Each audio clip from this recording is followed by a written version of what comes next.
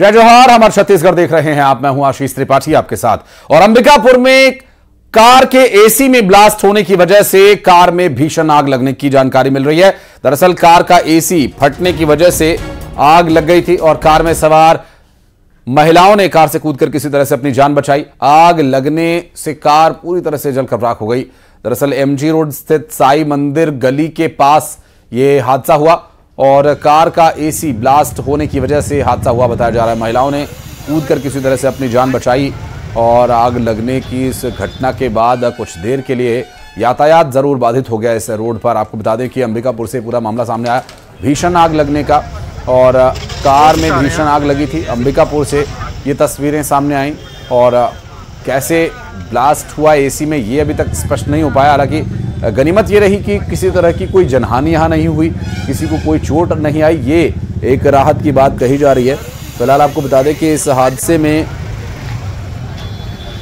सिर्फ गाड़ी का ही नुकसान हुआ, किसी तरह की कोई जनहानि नहीं हुई, जो कि एक राहत की बात कही जा सकती है। आपको बता दें कि इस तस्वीर को देखकर आप अंदाजा लगा सकते हैं किस तरह से भयानक आग धू कर जो कि कार में लगी जल रही है और महिलाओं ने किसी तरह से कूदकर अपनी जान बचाई। और आग बुझाने के लिए क्या कुछ काम किया जा रहा है, क्या इंतजाम किया जा रहा है, बात करेंगे। श्रवण महंत हमारे सहयोगी इस पर डिटेल देने के लिए जुड़ गए हमारे साथ। जी श्रवण। में बताया जा रहा है कि एसी के ब्लास्ट होने के बाद कार में आग लगी थी। साई मंदिर रोड के पूरा मामला है और जिस समय आग लगी उस समय चालक सहित दो महिलाएं बैठी थी, जिस पर एक महिला को छोड़कर ये कार वापस आ रही थी। इसी दौरान कार में अचानक धुआं निकलने लगा और जैसे ही धुआं निकलता देख जो चालक था और एक महिला थी जिसको जो विश्रामपुर छोड़ने जा रही थी साथ, तो वो लोग बाहर निकले और फायर ब्रिगेड को सूचना दी। लेकिन मौके पर फायर ब्रिगेड के लेट में पहुंचने से जो कार है पूरी तरह जलकर खाक हो गई। हालांकि फायर ब्रिगेड लेट में पहुंचने के बाद आग पर काबू जरूर पाया, लेकिन तब तक पूरी तरह आग जो है पूरी जलकर खाक हो गई। वहां पर लोगों की भीड़ लग गई, लोग बस तमाशा देखते रहे। जी बहुत शुक्रिया आपका श्रवण इस जानकारी के लिए। और दुर्ग से एक बड़ी खबर आ रही है। तालाब की सैकड़ों मछलियों के मरने से हड़कंप मच गया। दुर्ग के लुचकी तालाब की घटना बताई जा रही है और यहां से उठ रही दुर्गंध की वजह से लोगों का आना जाना जीना मुहाल हो गया है और बड़ी संख्या में मछलियों के मरने का कारण अभी पता नहीं चल सका है। लोगों ने नगर निगम को इसकी सूचना दी है और ये जो पूरा घटनाक्रम है सामने आया दुर्ग से, जहां पर मछलियों के मरने के बाद देखिए किस तरह से यहां मछलियों को, जो मछलियां मर चुकी हैं उन्हें निकाला जा रहा है और जाल लगाकर उन्हें निकालने का काम किया जा रहा है। मिथिलेश हमारे सहयोगी जुड़ गए हमारे साथ। मिथिलेश, ये आसपास के लोगों के लिए और मछलियों के लिए, जलीय जीवों के लिए, दोनों ही के लिए बड़ी समस्या है। क्या कारण पता चल पा रहा है? देखिए आशीष, अभी पूरी जांच करेंगे, उस जांच के बाद में बहुत कुछ स्पष्ट हो पाएगा कि आखिरकार इतनी बड़ी संख्या में मछलियां कैसे मरी है। लेकिन सवाल यही उठता है कि मछलियां कैसे मरी है। ये पूरे शहर के बीचों बीच में ये सबसे पुराना तालाब है, लुचकी पारा का तालाब कहलाता है, जहाँ पर आसपास सैकड़ों की संख्या में मकान बने हुए हैं। वहाँ पर आज सुबह कुछ लोग वहाँ पे पहुंचे हुए थे, उन्होंने देखा कि तालाब की कई मछलियां जो है वो मरी पड़ी हैं और किनारे में भी मछलियां मरी पड़ी हैं, जिसकी सूचना उन्होंने तत्काल जो है नगर निगम को दी, जिसके बाद में निगम का अमला पहुंचा है और मामले की जांच की जाएगी। लेकिन ये बताया जा रहा है कि मनाही के बावजूद भी वहां पर किसी ने जाल डाल के रखा हुआ था। इसके अलावा किसी के दवाइयों की छिड़कने की भी ऐसी खबर सामने आई है। हालांकि जांच के बाद में पूरा पता चल पाएगा कि आखिरकार क्या वजह थी। तो ये जरूर है कि कुछ न कुछ कारण जरूर रहा है जिस वजह से सैकड़ों की संख्या में मछलियां मरी हैं। तो जांच की जाएगी और जांच के बाद में फिर स्पष्ट कारण सामने आ सकेगा। बहुत शुक्रिया आपका इस जानकारी के लिए। और दंतेवाड़ा से एक बड़ी खबर। अरनपुर क्षेत्र से 1 लाख रुपए का कुख्यात इनामी नक्सली गिरफ्तार हुआ है। नक्सली आयता मरकाम के खिलाफ अलग अलग 8 मामले दर्ज हैं। अरनपुर आईईडी ब्लास्ट, विधानसभा चुनाव के दौरान आईईडी लगाने, पुलिस बल पर हमला करने, ग्रामीणों की जन अदालत में हत्या करने जैसी बड़ी वारदातों में ये शामिल रहा है। डीआरजी बस्तर फाइटर्स की टीम ने नक्सली को गिरफ्तार किया। आपको बता दें कि दंतेवाड़ा से ये बड़ी खबर। अरनपुर क्षेत्र से 1 लाख रुपए का कुख्यात इनामी नक्सली गिरफ्तार। और बस्तर में नक्सलियों के शहीद सप्ताह को देखते हुए सुरक्षा बल पूरी तरह से अलर्ट पर हैं। 28 जुलाई से 23 अगस्त तक शहीदी सप्ताह मनाने का नक्सलियों ने ऐलान किया और अंदरूनी इलाकों में बैनर्स, पोस्टर्स लगाकर बड़ा आयोजन किए जाने की बात लिखी गई है। नक्सलियों के शहीदी सप्ताह को देखते हुए सुरक्षा बलों को सतर्क कर दिया गया है। आईजी बस्तर ने संभाग के सभी पुलिस अधीक्षकों को अलर्ट रहने के निर्देश दिए। बस्तर आईजी ने यह दावा किया, जवान शहीदी सप्ताह में भी नक्सलियों को टारगेट करेंगे। शहीदी सप्ताह के नाम पर विगत वर्षों में अलग अलग मुठभेड़ में मारा गया माओवादियों की प्रति कुछ कार्यक्रम आयोजित करके उनके कैडर को, मनोबल को बढ़ाने के लिए कार्यक्रम अंदरूनी इलाके में कार्रवाई की जाती है। लेकिन जिस तरीके से विगत वर्षों में माओवादी संगठन के ऊपर प्रभावी रूप से कार्रवाई हुआ, अधिकतम कैडर संगठन छोड़कर आत्मसमर्पण कर दिया या हिंसा त्याग करके संगठन से बाहर हो गए। माओवादियों के इस प्रकार का कार्यक्रम से कोई असर नहीं पड़ेगा। माओवादियों के इस प्रकार का किसी प्रकार को कोई साजिश होगा, उसको विफल करने के लिए हमारा रणनीति रहेगा और कोशिश ये की जाती है, मतलब माओवादी की गतिविधि के ऊपर अंकुश। और अब बढ़ते आगे, रायपुर से एक अहम खबर। विधानसभा में गुमशुदगी का मुद्दा उठा। दरअसल बालोद में महिलाओं, बच्चों की गुमशुदगी का मुद्दा उठा है। बालोद जिले से 106 महिलाएं अभी भी लापता हैं। कांग्रेस विधायक अनिला भेड़िया ने इस विषय को उठाया। गृह मंत्री विजय शर्मा ने गुमशुदगी पर जवाब दिया। खोजबीन के लिए चलाए जा रहे ऑपरेशन मुस्कान की जानकारी दी। उनका कहना है कि गुमशुदगी लोगों की खोजबीन के लिए अब अभियान चलाया गया। गुमशुदा लोगों के लिए यह अभियान चलाया गया है। फिलहाल आपको बता दें कि सदन में गुमशुदगी के मुद्दे को पुरजोर तरीके से अनिला भेड़िया ने उठाया और इस गंभीर विषय पर गृह मंत्री ने इस पर जवाब भी दिया। और बात करेंगे आकाश शुक्ला से, हमारे सहयोगी इस वक्त मौजूद हैं। आकाश, गंभीर विषय है गुमशुदगी का भी, महिलाओं के, बच्चों के गायब होने के मामले को लेकर अनिला भेड़िया ने जिस तरह से सवाल उठाया, क्या कुछ जवाब दिया गया और कितना संतोषजनक ये जवाब रहा, और क्या कुछ और मुद्दे आज सदन में उठाए जा रहे हैं? जी बिल्कुल, सदन का तीसरा दिन भी आज हंगामे भरा रहा और स्थगन प्रस्ताव विपक्ष के द्वारा लाया गया। पूर्व मुख्यमंत्री भूपेश बघेल ने कहा कि छत्तीसगढ़ में जो कानून व्यवस्था है वो चरमराई हुई। उन्होंने जो रायपुर में और रायगढ़ समेत अन्य जगहों पर जो गोलीकांड हुए उसका भी जिक्र किया। इसके साथ ही किस तरीके से हत्याएं, बलात्कार, ये सब चीज बढ़ रही है उन्होंने बताया। इसको लेकर सभी विपक्षी विधायकों ने जो है स्थगन प्रस्ताव लाया है, जिस पर आग्रह चर्चा जो है 3 बजे होगी और इस पर निर्णय लिया जाएगा विधानसभा अध्यक्ष द्वारा। इसके साथ ही नक्सल वाद का जो मुद्दा उठा है, नेता प्रतिपक्ष चरण दास ने नक्सलवाद का मुद्दा उठाया। उन्होंने कहा कि 273 से ज्यादा नक्सली घटनाएं हुई है। ऐसे में अगर दावा कर रही है सरकार तो नक्सलवाद को किस तरीके से जो है खत्म किया जाएगा। साथ ही उन्होंने जो सरकार ने दावा किया था कि नक्सलिज्म को जड़ से खत्म किया जाएगा, तो उस पर बातचीत की बात किस तरीके से आगे बढ़ी है, ये भी विपक्ष ने जवाब जानना चाहा। इस पर गृह मंत्री विजय शर्मा ने साफ तौर पर कह दिया कि नक्सलवाद को लेकर छत्तीसगढ़ सरकार की जो नीति है बेहद साफ है। लगातार अभियान चलाए जा रहे हैं, नक्सल उन्मूलन की दिशा में आगे बढ़ रहे हैं और किसी भी निर्दोष को जो है मारा नहीं जा रहा है। नक्सली घटना कम से कम हो, इस पर जो है सरकार पहल कर रही है और नक्सलवाद खात्मे की ओर छत्तीसगढ़ सरकार है। साथ ही जो कानून व्यवस्था की अगर बात करें तो उसको लेकर स्थगन प्रस्ताव के साथ ही विपक्ष जो है विधानसभा का घेराव करने जा रही है। इसके लिए पूरी जो है तैयारी विपक्ष द्वारा पहले ही कर ली गई थी। विधानसभा घेराव पूर्ण तरीके से न हो सके, इसको लेकर जवान तैनात किए गए हैं। विधानसभा के 1 किलोमीटर दूर तक के जो है वो बैरिकेड लगा दिए गए हैं ताकि प्रदर्शनकारी यहाँ पर ना आ सके। इधर बात करें सदन के अंदर की, तो सदन के अंदर लगातार विपक्ष हंगामा कर रहा है और मुद्दों को उठा रहा है। लेकिन हाँ, सरकार एक साफ तौर पर जो अपनी नीति बता रही है और जवाब दे रही है कि किस तरीके से वो आगे बढ़ रही है और छत्तीसगढ़ को विकास की दिशा में आगे ले जा रही है। उन्होंने योजनाओं का जिक्र किया और बताया कि लोगों को इसका सीधे तौर पर लाभ उठ रहा है। इसके साथ ही जो है अमानक दवा का मुद्दा उठाया। पक्ष के विधायक अजय चंद्राकर और धर्मलाल कौशिक ने ये मुद्दा उठाया है। और अगर बात करें तो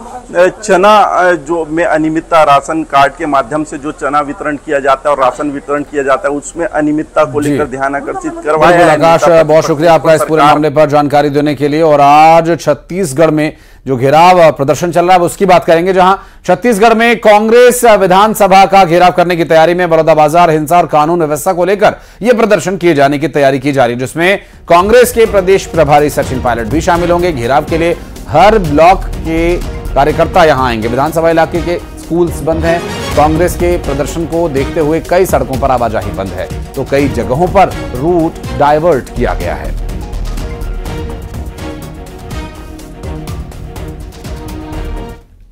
है वो आगे ना बढ़ पाए।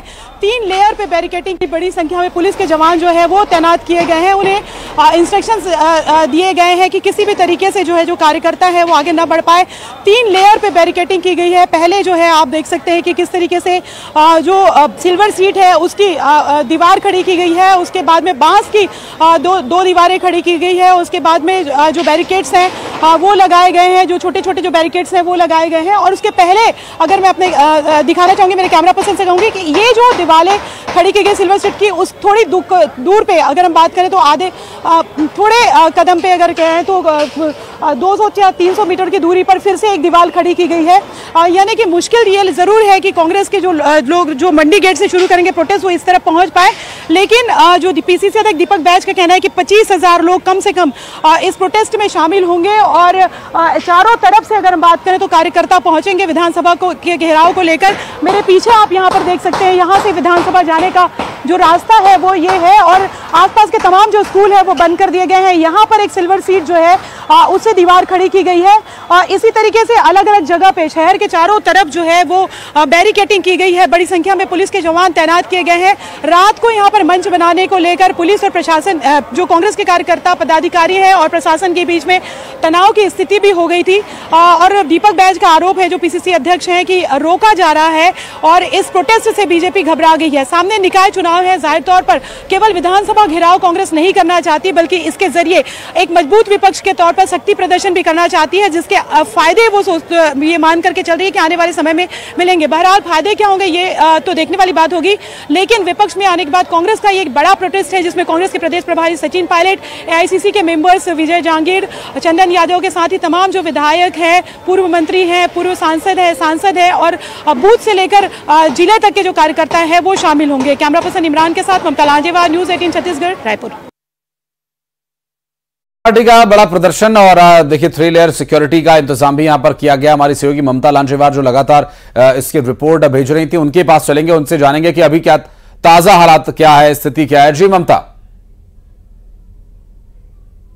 देखिए इस वक्त हम मंच पे मौजूद हैं और यहाँ पर अगर आप बात करेंगे तो कांग्रेस के जो कार्यकर्ता हैं वो पहुंच चुके हैं, पदाधिकारी यहाँ पर पहुंचे हुए हैं, तमाम जो लीडर्स हैं वो पहुंचे हुए हैं। थोड़ी देर में यहाँ पर सचिन पायलट आएंगे, दीपक बैज यहाँ पर पहुंच चुके हैं और बारिश जरूर हो रही है, लेकिन कहीं ना कहीं से कार्यकर्ता पहुंच रहे हैं। जो लोग मौजूद हैं उनसे बात करने की कोशिश करते हैं कि अगर जो है वो किस तरह की स्थिति जो है वो यहाँ पर गृह मंत्री तामिलनाडु साहू हमारे साथ मौजूद है। सबसे पहले मैं आपको दिखाना चाहूंगी कि किस तरह से भीड़ जो है वो यहाँ पर है और उनके पास जाते हैं और बात करते हैं इस प्रोटेस्ट के बारे में। ये जो प्रोटेस्ट हो रहा है, ये प्रोटेस्ट आप लोग प्रोटेस्ट इसलिए जरूरी था क्योंकि 7 महीनों में छत्तीसगढ़ में लॉ एंड ऑर्डर की स्थिति बदहाल और बदतर होते जा रही है। इन 7 महीनों में बलात्कार के क्राइम रेट बहुत ज्यादा आगे बढ़ते जा रहे हैं। किसानों में खाद की कोई व्यवस्था नहीं। जी बिल्कुल ममता, बातचीत जारी रखिएगा, फिर लौटेंगे आपके पास। और अभी की देखिए स्थिति, जहां मंच पर इस वक्त जो फ्रंटलाइन लीडरशिप है वो सभी पहुंच चुके हैं और हमारी सहयोगी ममता भी हमारा लगातार मौजूद है, उनसे भी अपडेट लेंगे आगे।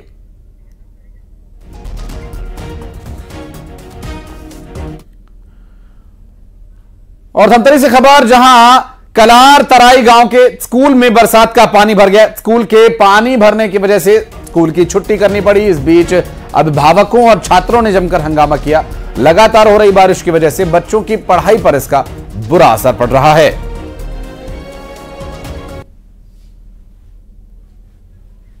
और ये देखिए स्कूल के हालात क्या हैं, जहां स्कूल में हालांकि पानी भर जाने के बाद भी स्कूल चलाया जा रहा है, लेकिन ये खतरा बच्चों पर, टीचर्स पर लगातार मंडरा रहा है, क्योंकि इस बरसात के पानी में कई तरह के जहरीले कीड़े मकोड़े कई बार तैरते हुए पहुंच जाते हैं, जो वहां पर बैठे बच्चों के लिए खतरनाक हो सकता है। और बारिश के समय में बिल्डिंग की अगर हालत ठीक ना हो तो वो भी खतरनाक कई बार हो जाता है। हालांकि यहां पर ऐसी स्थिति नहीं है, लेकिन पानी भर जाने की वजह से टापू बने स्कूल में बच्चों को मजबूरन पढ़ने के लिए जाना पड़ रहा है।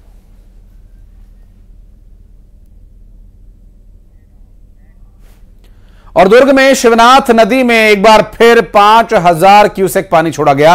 मोंगरा जलाशय से यह पानी छोड़ा गया। आपको बता दें कि शिवनाथ नदी में पानी और बढ़ने की संभावना है। शिवनाथ नदी में आई हुई बाढ़, जहां कई गांव अब जलमग्न हो चुके हैं। आप देखिए हालात किस तरह से ये पानी लगातार उफान मार रहा है और पुलिया सड़कों के ऊपर से बह रहा है और हालात पूरी तरह से पानी पानी हो चुके हैं। गांव में, गलियों में, घरों तक में पानी घुस रहा है।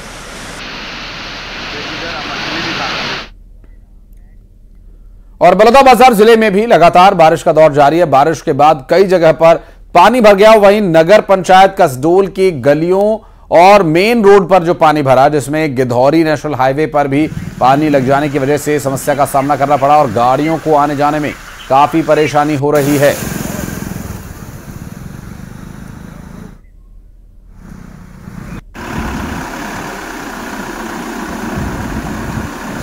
बलौदाबाजार जिले में लगातार हो रही बारिश के बाद नज़ारा देख सकते हैं किस तरह से लोग वाहनों को किस तरह से ला रहे हैं। ये जो मुख्य मार्ग है, बलौदाबाजार रायपुर मुख्य मार्ग है, वो किस तरह से पानी से सराबोर हो चुका है। देख सकते हैं लोग इस रास्ते के बजाय साइड से आ रहे हैं ताकि जो बारिश का पानी है उससे गाड़ी बह ना जाए। और ये देख सकते हैं वहाँ पेट्रोल पंप भी मौजूद है और पानी वही किनारे से निकल रही है। और जो खेतों का पानी है, नहरों का पानी है, किस तरह से यहाँ पर सराबोर हो चुका है। बलौदाबाजार जिले में लगातार कई दिनों की बारिश के बाद आखिरकार कई जगहों पर पानी सराबोर हो चुका है, लबालब भर चुकी है। मुख्य मार्ग को आप देख सकते हैं किस तरह से ये जो मुख्य मार्ग है, ये साइड है जो पूरी तरह से बंद हो चुका है पानी की वजह से। यहाँ से लेकर पूरा कई दूर तक जो सड़कें हैं वो बंद हो चुकी हैं। और वहीं कई जो वाहन है, बड़ी बड़ी वाहनें हैं, वो भी इसी रोड से आना जाना करते हैं। लेकिन आज जो वाहन है वो साइड से होकर आ रही है क्योंकि लगातार बारिश है। लिहाजा कई दिनों की लगातार बारिश हो रही है और देखना होगा कि आखिर बारिश कब तक थमने का नाम लेगी। योगेश यादव, न्यूज़ 18 बलौदाबाजार। और बिलासपुर में मलेरिया का प्रकोप जारी है। मलेरिया के 16 नए मरीज मिले हैं। 7 दिन में मरीजों की संख्या 54 पहुंच गई है और 4 मरीजों की अब तक मौत हो चुकी है। 5 गंभीर मरीजों का सिम्स में अस्पताल में इलाज चल रहा है और सभी मरीज कोटा के ब्लॉक के बेलगहना, केंदा, टेंगन, वाड़ा, आमागोहन, करवा इलाके से हैं।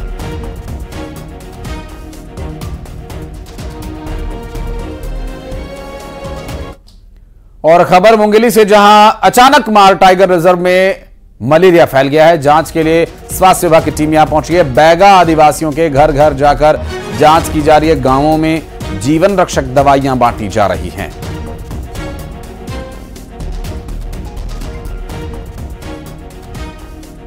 और अचानक मार में यह अचानक हुआ कि बैगा आदिवासियों और वहां लोगों में अचानक ये बीमारी फैलने लगी और इस इलाके में स्वास्थ्य विभाग की टीम पहुंची अचानक और अब दवाइयां बांटी जा रही हैं। जितने पहले पॉजिटिव केस थे मलेरिया के 8 केस हमारे यहाँ भी मिले थे, तो उनमें से सभी के जो छपरवा और अचानक मार और तेलई डबरा, ये तीनों गांव में थे। तो इनके द्वारा मेरे द्वारा दौरा किया गया, जिनमें से सभी लोगों से मुलाकात भी की गई। वो सभी लोग अभी स्वस्थ पाए गए हैं और कोई नए केसेस विगत 4 दिन में से कोई भी मलेरिया के नए केस नहीं मिले हैं। मितानिन के द्वारा, टीम के द्वारा लगातार जांच की जा रही है लोगों की। और वही स्थिति डायरिया के भी है। डायरिया के भी बिल्कुल सामान्य स्थिति में कहीं भी कोई ऐसा आउटब्रेक या छुटपुट घटना भी वहाँ पे नहीं पाए गए। और बिलासपुर में बुजुर्ग के 50,000 रुपए थैले को काटकर 2 महिलाओं ने चोरी कर लिया और सीसीटीवी कैमरे में यह फुटेज रिकॉर्ड हो गया। बैंक के अंदर घुसी चोरनियों ने एक बुजुर्ग के थैले को काटकर उसमें से रुपए पार कर लिए और 2 संदिग्ध महिलाएं वहां दिखाई भी दे रही हैं। आप देखिए तस्वीरों में एक महिला जो पहले चिन्हित करती है कि शिकार कौन है और फिर उसके बाद एक और महिला दूसरी तरफ से आती है। आपको तस्वीरें दिखा रहे हैं। देखिए एक महिला वहां पर बैठकर इंतजार कर रही है। बुजुर्ग अपने काम में लगा हुआ है, कुछ फॉर्म फिलअप कर रहा है, संभव है ये रुपए जमा कराने थे। और ये देखिए किस तरह से महिला उठकर जाती है और उसने इशारा किया कि यही शिकार है और दूसरी महिला हाथ में नुकीला कुछ अपने दुपट्टे से छुपाकर लाती है और वहां पर घेर कर इस तरह से, ये देखिए पीछे से उसने कवर दिया अपने सहयोगी को और उसकी सहयोगी ने वहां पर थैला काट दिया और थैले में से रुपए भी निकाल लिए और बुजुर्ग को बातों में उलझाकर ये काम करके वहां से रफू चक्कर हो गए। हालांकि सीसीटीवी वीडियो में सब कुछ साफ साफ रिकॉर्ड हो गया और ये शातिर चोरनियों का काम आप देखिए किस तरह से बुजुर्ग के 50,000 रुपए उसके थैले से चोरी कर लिए, उसे बातों में उलझाकर। और जांजगीर चांपा में सांप के डसने से 2 बहनों की मौत हो गई। घर में जमीन पर दोनों बहनें सो रही थीं और दोनों बहनों की मौत से परिवार में मातम पसरा हुआ है।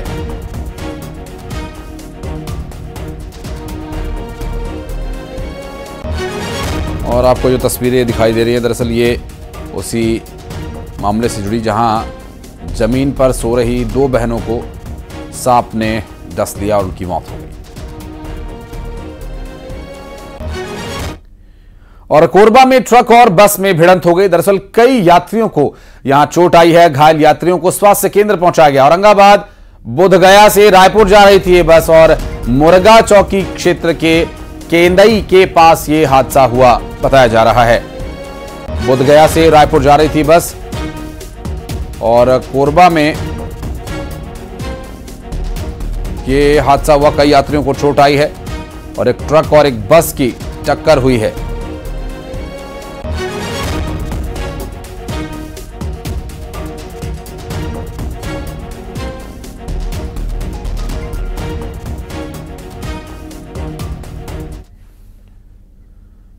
और अब बढ़ते आगे फटाफट अंदाज में 20 बड़ी खबरों पर नजर डालेंगे।